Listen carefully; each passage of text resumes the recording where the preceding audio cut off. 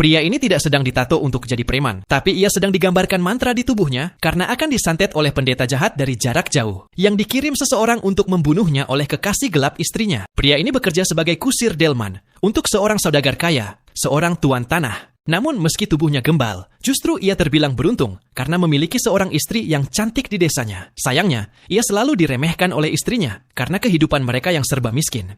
Suatu hari, Aseng diminta untuk mengantarkan bosnya ke suatu tempat. Tanpa ia sadari, ternyata bosnya itu tengah mendatangi istrinya untuk melakukan pembajakan sawah di rumahnya. Aseng menunggu sambil membeli makanan, tapi karena ia sakit perut, ia pun menuju ke belakang rumah. Dan di sanalah, ia menemukan rumahnya sedang diintip. Aseng samar-samar melihat perselingkuhan itu, tapi hal tersebut tak bisa ia buktikan, karena si pria keburu kabur. Istrinya yang tak mau mengaku, malah menyalahkan Aseng. Menuduhnya suka berprasangka tanpa bukti. Dan hal itu semakin diperkuat dengan penemuan sebuah sepatu berukuran besar, yang jelas bukan milik Aseng. Karena takut aibnya terbongkar, bosnya Aseng memerintahkan anak buahnya untuk membunuh Aseng dengan cara dijebak. Ia dipancing ke sebuah rumah kosong dengan alasan taruhan uang, berani bermalam di makam leluhur. Karena diketahui Aseng dijuluki sebagai si nyali besar, tantangan itu pun tidak ia tolak. Sebelum tantangan dimulai, mereka menyewa pendeta jahat tukang vampir. Di malam harinya, mereka mengadakan ritual untuk membangkitkan mayat. Sementara Aseng terlihat masih tenang, tanpa gangguan apapun. Namun setelah malam semakin gelap, ia bersiap naik ke atas papan agar bisa menghadapi tantangan itu. Perlahan, peti itu mulai goyang.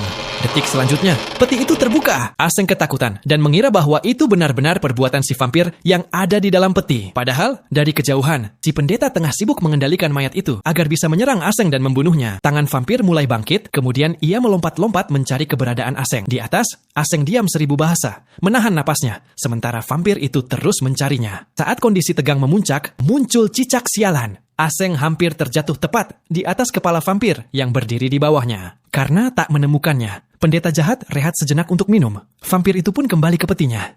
Aseng segera menutup kembali peti mati itu. Namun tak lama kemudian, vampir itu kembali bangkit dan memburunya dengan brutal. Mereka saling berpandangan, dan Aseng berlari sekuat tenaga ke segala arah hingga akhirnya terpojok. Namun tepat saat fajar menyingsing semua terhenti. Ia berhasil selamat dari tantangan pertama. Setelah itu, Aseng diminta lagi untuk melanjutkan tantangan kedua dengan hadiah yang lebih besar.